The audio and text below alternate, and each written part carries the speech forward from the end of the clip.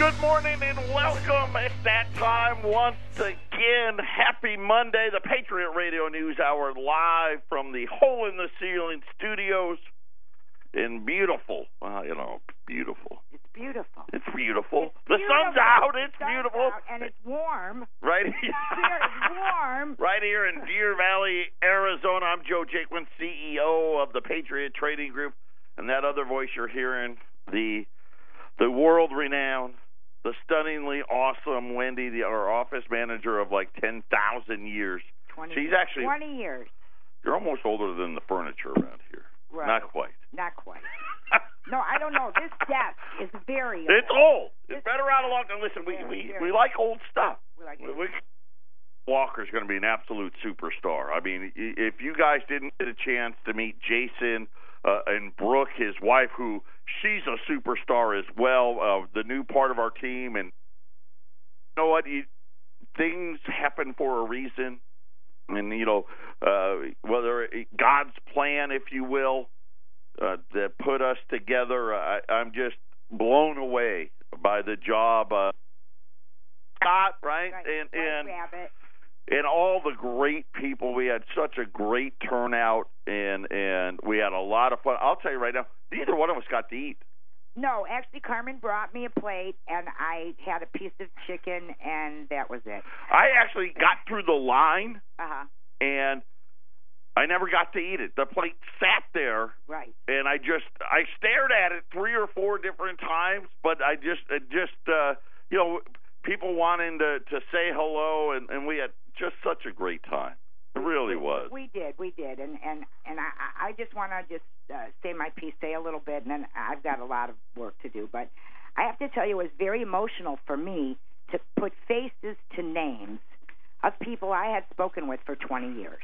Okay. It was, wasn't it? It was, and I'm just going to mention a few and mention one cute thing. And so, if I forget your name, I'm sorry.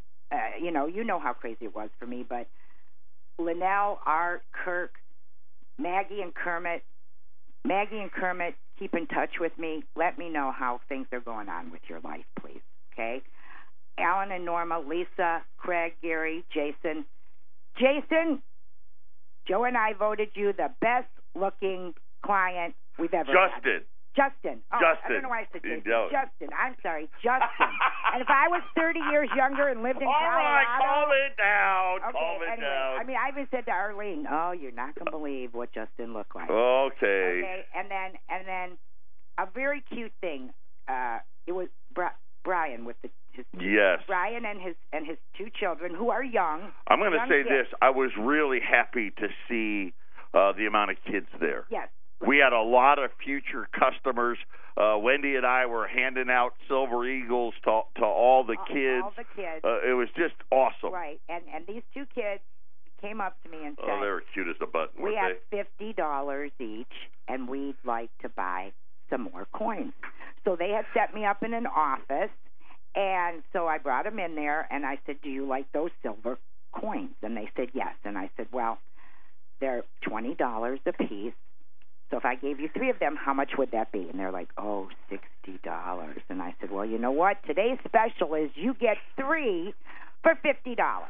How about that? And then Carmen came in and she took a picture of us. And both of these kids, and I'm going to guess here, but I'm going to say the older one, 8, 4 or 5. Oh, you think 8? No, 7. 7? Maybe 7, maybe 6, and the other one was, I don't know, 5, I think. I don't they were definitely younger. But they were just so happy, and it really was very emotional. And I'll probably get a little choked up, but I have to tell you that my very first invoice, my very first client, told Arlene he was coming, and I said to myself, "I'll know his voice anywhere." So now, did he know that he was your first customer? Had you told him that on the phone? No, I told him at the... Oh, you did? So he didn't know? He didn't know, but the very first invoice I wrote 20 years ago, so this guy walked in, nice-looking guy, full head of blonde hair, and he goes, "Hi, Wendy." And I just put my arms around him, and I started to cry, and I said, "Hi, Johnny." You knew him right from the get-go. I knew him. From the second... Right, and he brought in his mom, Jean. Oh, they almost made me cry. Jean and Johnny got to me. And Jean's late husband Ernest, they were also one of my very first clients. And Johnny is the one. Johnny and Jean brought in those wonderful sheet cakes, which at least Joe and I had. That was the one thing I did eat. I ate a really big piece of that cake, and that was wonderful. And Johnny, God bless you. You know, it was just wonderful to see all these. It was incredible. It really was. It was very heartwarming. But yes. You know, the one thing I'll tell you is this: our way of life, it's under attack. There's no doubt about it. We'll talk about some of this next when we return. Patriot Radio News Hour. Come back. I apologize. Ramon and I are talking. We know we got a little situation here. We're trying to figure it out. I guess we cut out there a couple of different times. I don't know what parts you heard or didn't hear, but what a great trip up to the Front Range, and got to thank everybody for not just for those of you that made it, for those of you that helped put the event on. Just also, a great time. Vickis BBQ. Yeah, they did great. Julie did great. Julie did. Wonderful. She was fantastic. Very good. Yes. And you know, the one thing that struck me about as I was talking to all of these customers, and the things that really hit it home for me, because you know this part of Colorado, it is now, it's turning into this suburb of Denver, but this is a lot of rural farm, small town community, salt of the earth type people. And you know what? And an invasion's going on. And I feel that it's the same thing here, where all of these people from these failed states keep moving here, right? Whether it be Washington, Oregon, California, Illinois, you know the states, right? And they keep, and they're moving here in droves, and they're taking the same policies that destroyed the states they're from, they're bringing here. You know, and the drug problem, it's everywhere. You know, we know we got it here. I mean, Phoenix, big city, and drugs are rampant here. Same thing in these small communities, and it just breaks my heart. It really, really does, because it's a numbers game. You know, and they got more.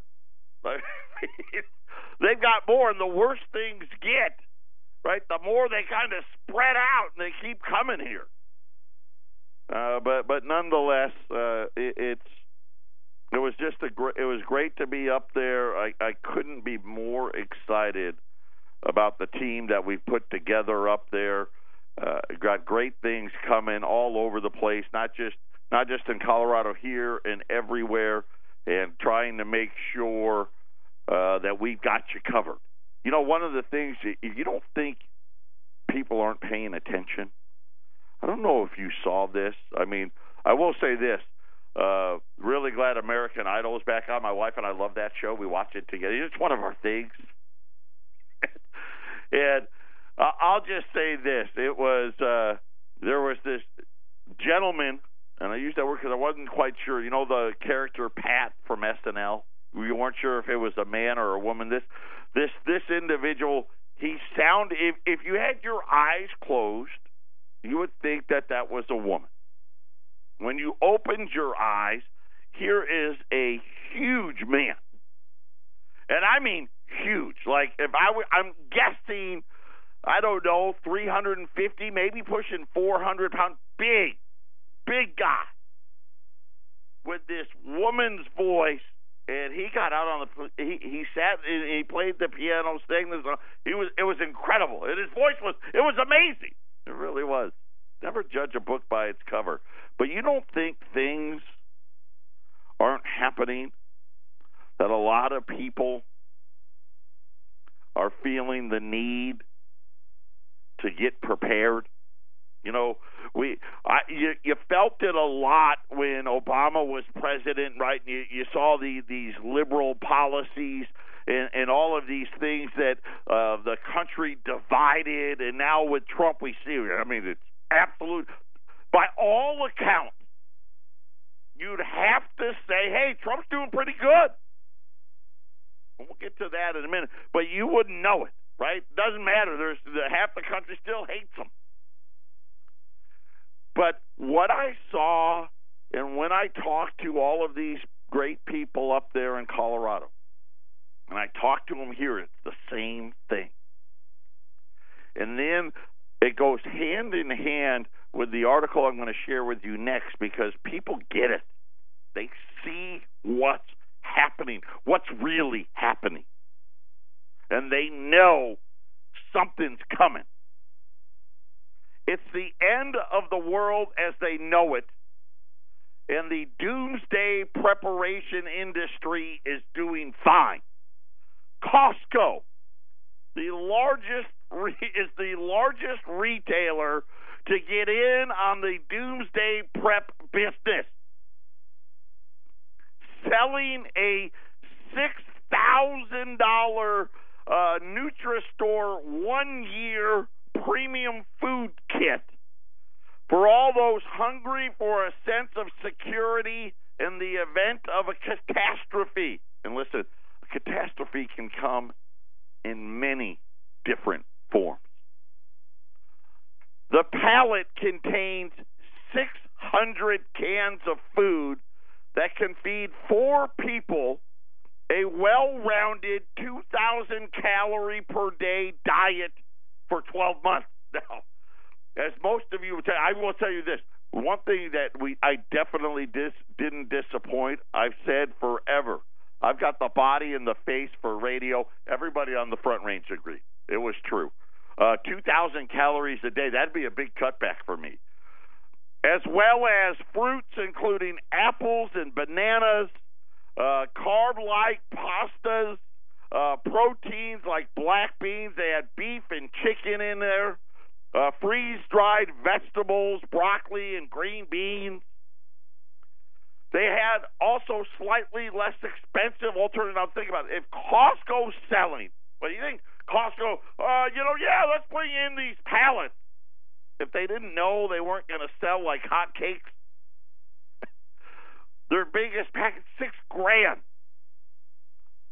They have another one for $4,700, another package for $4,000, and so on and so forth. But it's really simply, when you think about, and they talk about nuclear war and all, it's so much bigger than that.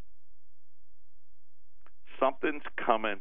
You can feel it, right? There's going to be a clash of something. And I don't know what form it's going to take. But when I saw that article, I said to myself, you know what, that makes sense. Because this is what a lot of us are feeling out there. It's under attack. Nobody really can put their finger on it per se, but the one thing that we know is it can't keep going like this. We know that. Right? We want it back now. And we knew that we did. And we've got this huge battle going on. Things like this, things that defy logic. And you sit there and you see these stories about, and I'll just use the illegal immigration issue. You have these cities in these entire states, and by the way, most of these states are complete and utter failures, coming out and saying, you know what, I know these people are felons. I know they've broken the law besides the one they broke when they came in the country illegally, but I'm talking about serious crime, murder, rape, drugs, prostitution, you name all of these things. And they refuse to turn these criminals over to ICE? Really? I mean, Colorado's dealing with it right now. And it makes zero sense. These are bad people. And they're here illegally, and in cities and states are like, nope. And people are marching in support of this. Are you really? And I'm just sitting there going, man, this is not going to end well. because this is what's happened, and they've brainwashed, and it starts from the second you start going to school. You know what's so funny? I'll say, you know what? That's why homeschool's gotten so popular. You know, homeschooling used to be what, the weirdos or the people that were socially awkward or what have you, and they needed some alternative, or the kids that were dropouts and things like that. That's the ones that did that stuff. Now it's people that are like, hey, listen, I don't want my kid to be brainwashed. When you see it with the gun issues, and you see it with the immigration issues, and I'll tell you right now, I don't know how a lot of these teachers do it, because you can't say anything, right? It's the mob mentality for the ones that have a different opinion than the rest. But and you see, it's one of the reasons why when I had the opportunity to sponsor No Safe Places, this had to deal with college campuses.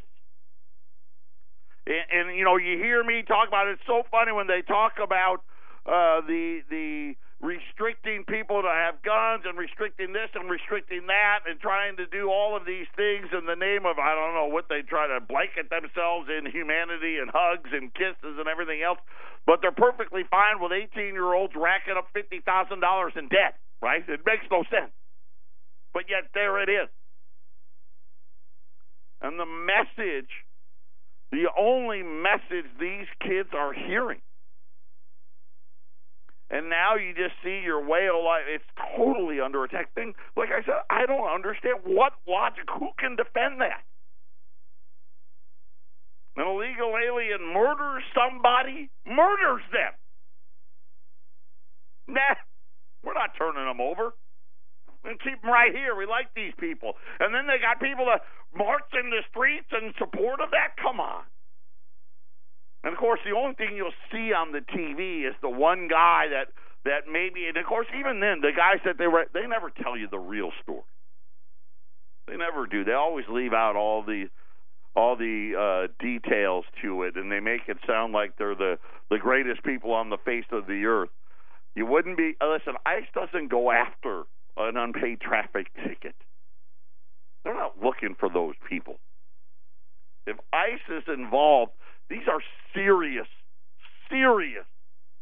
crimes that have been committed.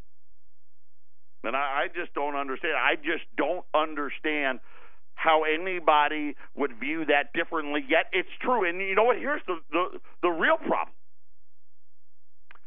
I may be in the minority. All of you out there that feel the way I do, it's probably real close. If we're the majority, it's still a thin margin. And it's taken little by little by little. Now, Costco is rolling out $6,000 pallets. I'm not worried about a North Korean missile. Now, am I worried about maybe the super volcano in Yellowstone? Maybe. That's probably more likely than a North Korean missile in my mind. Am I worried about that object that hit the internet over the weekend with the military pilot? I wonder what that thing was. Yeah, that's kind of creepy. But what it really is I need a place, because we're getting ready to break down. This is a societal breakdown. And I see it. I see it here in Phoenix every day, and I joke about it because, who doesn't love seeing buildings happening and seeing freeways being built, because you kind of view that as things are going well. Of course, then you start really looking, and you see that the most of the things they're building are apartments. We'll get to the jobs in a minute. Right? When you really, really pay attention, all of these buildings that are being built, they're not a company moving in. Some are. There's a few here and there. But most of them are just being rented. Where are these people coming from? What are their beliefs? Right? People used to assimilate. Not anymore. They're trying to assimilate. The ones being assimilated are us. Patriot Radio News Hour. We'll be back after halftime. This is the Phyllis Schlafly Report from Phyllis Schlafly Eagles. Mrs. Schlafly was a courageous and articulate voice for traditional values and common sense for more than 70 years. Now, continuing that legacy, here's the president of Phyllis Schlafly Eagles, Ed Martin. The history books will talk about what Phyllis Schlafly did. However, we hope that history doesn't forget to remember her for the way she thought. She could hear the voice of the American people before the polls ever opened, and she could vocalize what the silent majority was saying before the election cycle even began. Phyllis knew what Americans cared about and offered advice to conservatives who wanted to know how to win the hearts of the American people. While it might seem easy to Monday morning quarterback a presidential election, the December 2012 Phyllis Schlafly report proved its clairvoyance in 2016 with the election of Donald Trump. In diagnosing why Mitt Romney lost in 2012, the very first reason Phyllis listed was his failure to connect with middle-class working Americans. Phyllis wrote, "They decided there isn't any difference between the two major parties. And on the crucial economic issue of loss of good middle-class jobs, there apparently isn't." Obama used Romney's ignoring of blue-collar workers to paint a country club picture of republicanism, and regardless of the truth, there was no reason for workers to identify with a candidate who wouldn't stand up for American manufacturing. Phyllis's second major criticism of Romney was his soft position on immigration.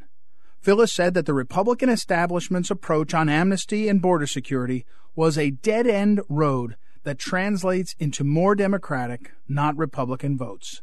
Pandering to illegal aliens hasn't won any votes for the GOP and never will. There can be no question that Phyllis had insight years in advance of the eventual Trump victory.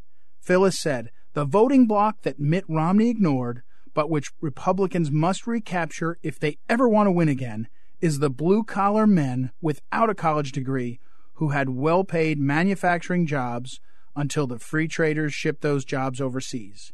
The story of Trump's 2016 presidential election starts with the December 2012 Phyllis Schlafly report and the amazing woman who authored it. This marks 50 years of the Phyllis Schlafly Report from Phyllis Schlafly Eagles, mailed, broadcast, and posted online to millions of Americans eager to follow her traditional conservative perspective. We continue that legacy at phyllisschlafly.com, archiving the past, addressing today's key issues, and staying alert for the future. So bookmark phyllisschlafly.com. Thanks for listening, and join us again for the Phyllis Schlafly Report.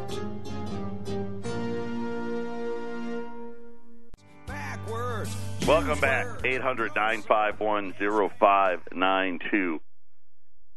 And sign of the times. I mean, I got to believe that's got to be, and I don't know, we go to Costco, and we normally, we like the meat department at Costco. We buy, the usual Costco stuff, water, toilet paper, paper towels, right? And I know that they've got, TVs and computers, but I got to believe these $6,000 pallets got to be one of the more expensive things Costco sells. And for them to be bringing it in, it just fits, doesn't it? Speaking of getting back to what we do, so Friday, we were off on Friday because we were up and traveling up to the Front Range. We had that great jobs number that blew everybody away, well above even what, like I said, I thought it was, what the 180 to 220 has been the range, 313,000 jobs. Now, again, it's a government number, but I'm going to say this before I get into the details where the devil's always there. It's still better than what we were getting before, even though after I'm done here, it's not what it appears to be. This is not the $300,000 or 300,000 jobs of yesteryear. The BLS, by the way, the BLS is the Bureau of Labor Statistics. So they're the ones that put the data together. There were 61,000 construction jobs in February. And I don't want to say that that's not true, because I would love it. That'd be great. But I will just say that we got falling home sales, and kind of goes against that. But we'll see. Maybe that's a job we like, because construction jobs usually pay a little better. Manufacturing was up 31,000 jobs. Nothing really in the tech side of manufacturing, but I like that. 50,000 jobs, they said, was in retail. I don't believe that. I mean, look, Toys R Us may close all their stores this week. I don't. Maybe, I don't know. I'm not sure what that they've got, if they're stuffing other jobs in there, or maybe it's the J.C. Penney effect, where we got rid of all the full-timers and doubled up on part-timers, but they said 50,000. And again, these aren't that different from stuff we saw in the past.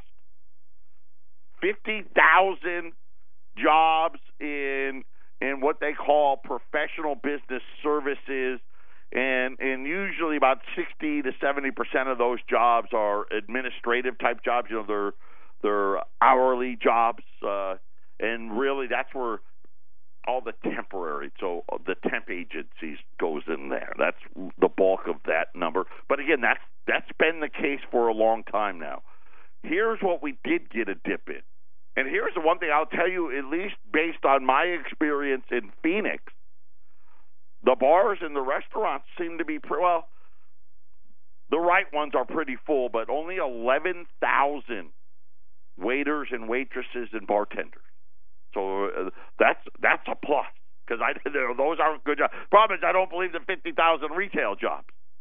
Local governments added 31,000, almost all of that in education, and I don't know why they would be, hiring educational people in February. It's kind of in the middle of the year, but nonetheless, that's what it said. I can only tell you what it says. But here was the part that you didn't hear. And this has been a trend now for at least the last 10, if not 20 years. Again, part of this, I want to go to Costco and spend $6,000 on food prep. According to the data, 365,000 of the alleged 313,000 jobs created were part-time, which would mean that we lost 52,000 full-time jobs. So it's hard when you think about the biggest piece that they cared about. You know what's so funny? Is no one really even cared what the number was. Did you notice that? What did they care about? They cared about wages. And when the wages went down, Wall Street got real happy. Right? Wall Street, it's down 100-plus points right now, but it was up over 400 points on Friday. The biggest takeaway, it had nothing to do with how many jobs. You know what they were excited about?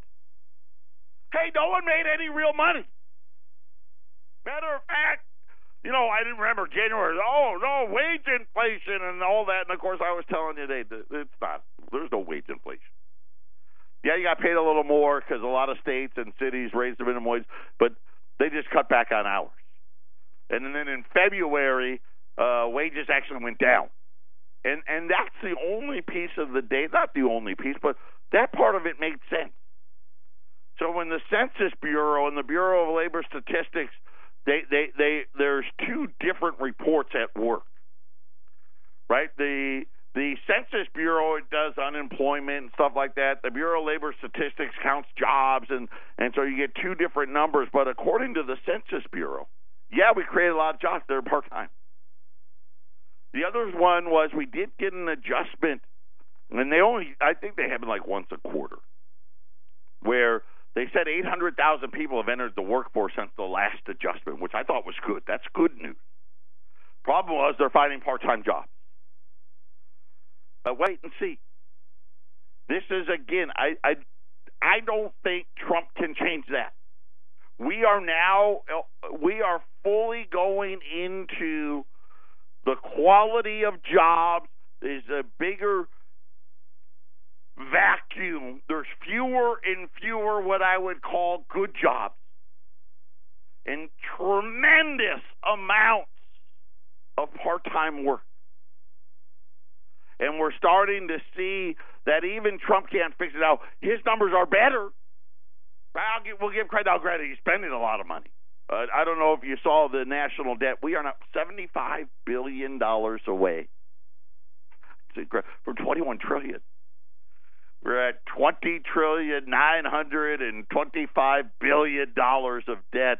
We're $75 billion. That means this month we'll be above $21 trillion. I mean, very possible we could see $22 trillion before 2018 ends. How about this? This is a Colorado-based story. Marijuana. Corporate takeovers of cannabis are coming. We'll talk about that next. 800-951-0592. I will say this, and Wendy, I think, would agree with me. I didn't see any marijuana. And granted, we didn't, it's not like we were out there, but I didn't see any marijuana stores or anything like that in our trip to Colorado. We flew into the airport, drove right up to Johnstown. We actually stayed in Johnstown and then drove back to the airport. So it's not like we really went out and about, but at least I didn't see it. I didn't know what it would look like. I'm sure that's mostly the Denver area, but Monsanto. How's this company stayed in business? That Monsanto, you know what? They were the inventors of Agent Orange and asbestos, DDT, just to name a few. Those are the ones I know. Apparently, they're getting into the marijuana business. Maybe that's how they're doing. Maybe this is what's changed, right? They've gotten to the food supply, and now apparently people have just lost their mind. I mean, how else can I explain it? These people don't want freedom. They don't want liberty. They definitely don't want justice. What they want is, just take care of us and kumbaya, and you know what? Everybody can do whatever they want. And we don't want the First Amendment. We don't want the Second Amendment. You know what? Get rid of all the amendments. Maybe that's what it is. Last September, Bayer, the largest pharmaceutical company in the world, made a deal to buy Monsanto. And it's like a pharmaceutical company buying what I thought to be an agriculture company, but they're really not, right? They're really in the chemical business for $66 billion. By the way, I guess Monsanto, I did not know this. They were voted the most evil company in the world. But that didn't stop anybody. Is now setting its sights on another product, one that has been gathering increasing attention lately. Just follow the money. As laws relax and medical use becomes better understood, Monsanto is getting into the cannabis business, despite claiming otherwise. Evidence suggests Monsanto may already have ties to cannabis production. Just like that, listen, they've taken most of the small farmers, right? They're gone, right? You can't do it anymore, right? All the little companies in America, we're just under attack, right? They're just trying to drive us all out and leave you the scraps. Monsanto and Miracle-Gro. I don't know if I guess that's a different company. Now, I've used Miracle-Gro. I like to garden, and maybe in a previous life, or, we all like to dream. I always figured fashioned myself as, I'm a closet farmer. I always wanted to be a farmer. I tell my mom this, I tell my wife this, and they both say the same thing. I'm way too lazy to be a farmer. And they're probably right, because that's probably one of the hardest jobs there is. But Monsanto and Miracle-Gro already have a business partnership. Miracle-Gro has already purchased 3 of the largest cannabis producers in business. A number of other companies have already received buyout offers. They want to bypass the hydroponic retail stores. They're going to. Miracle-Gro's CEO has gone as far as to announce his plans for a reefer referendum. Yeah, get ready. Then again, this is another one. I don't know. Anywhere where there's money, there's going to be big business, and then once they get involved, you're going to, next thing you know, and I don't know what the cost of marijuana is. I don't. But whatever it is, it's going to get a lot more expensive. That's what I do know. So for those of you that was, I don't know, I just saw that and I thought Colorado would appreciate that. So today, what's happening today? So the Dow, everything's kind of down today. Gold's down $4, $319. Silver's down 10 cents, 16.43. The Dow is down. Another big debt day. And I know a lot of people are like, hey, I just don't understand this bond market and the debt. And there's not really much to understand. What you need to understand is the amount of it that we need to sell, and then how much we have to pay to sell it. And this is us. We're the taxpayer. We're the ones that are getting stuck with the bill. Starting today, a barrage of Treasury bills, and listen, this is going to be endless now, right? Every week. This is another big week. $145 billion in 3-month and 6-month bills. So these are short term, right? These are the ones that they get gobbled up, right? Because, okay, I'll hold for 3 months or 6 months. When it gets to 5 years, 7 years, 10 years, right, all of a sudden you see a lot of these foreigners say, nah, I don't want any of that. But what happened this morning, so with the time change, this actually is this auction would have been going on right now and would have been ending as we get off the air. Instead, it ended right before I got on the air.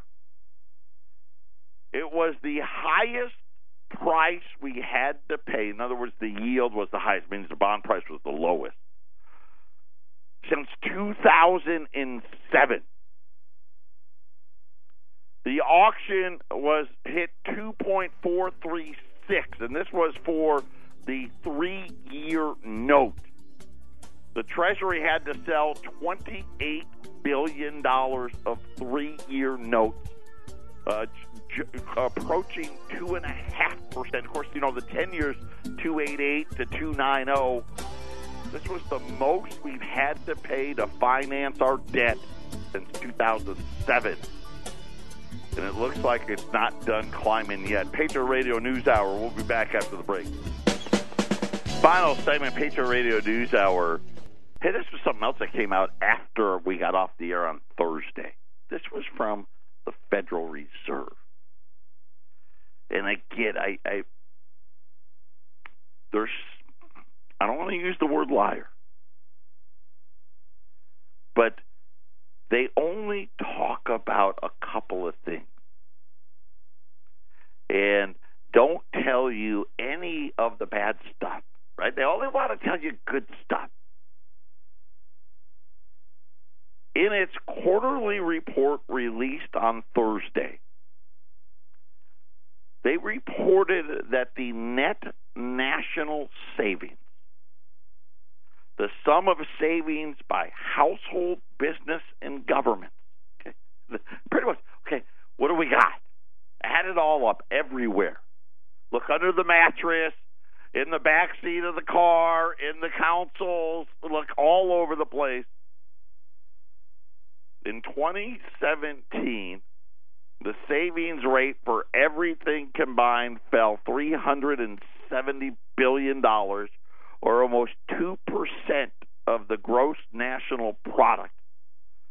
Since the Great Depression of the 30s, there was only one time in history where the savings has been lower than it was in 2017. And that was the financial crisis. We're right back. Right? The financial crisis was, depending on who's, 06, 07, 08, I picked the year. 10 years later, after this, we had 9 years or 10 years, whatever it is, of economic recovery, our savings rate is back down to the bottom. And you start thinking about what that really means. And it's been, and really it's simple. It's just what I've been saying. More and more people were not making enough money to pay the bill. Right? And everybody's racking it up on credit cards and living paycheck to paycheck. And, you see the studies. 40%, 50%, 60% of people can't pay an extra $500 or can't pay an extra $400. 42% of everybody that hits retirement age has no savings, none. And access to 401ks and all of those things continue to decline, but nobody talks about it. We created 380-something or whatever the number was, 360-something, 70-something part-time jobs. And they come out on the TV and they go wild. It's better. There's no doubt it's better. Of course, let's face it, we're ratcheting up the deficit. Should be better. The problem is where maybe, what I always said, the new endangered species is the 25 to 54-year-old working white male. Maybe the endangered species really should be the savings account. Right? Remember what Jay Powell said as he testified in front of Congress. Even though banks are charging more credit card fees, auto loan fees, auto loan payments, mortgage payments, all these payments based on debt, all rising. The only thing that hasn't risen, what the banks pay you to save your money. Patriot Radio News Hour, 800-951-0592. Everybody have a great rest of your Monday. We'll be back tomorrow.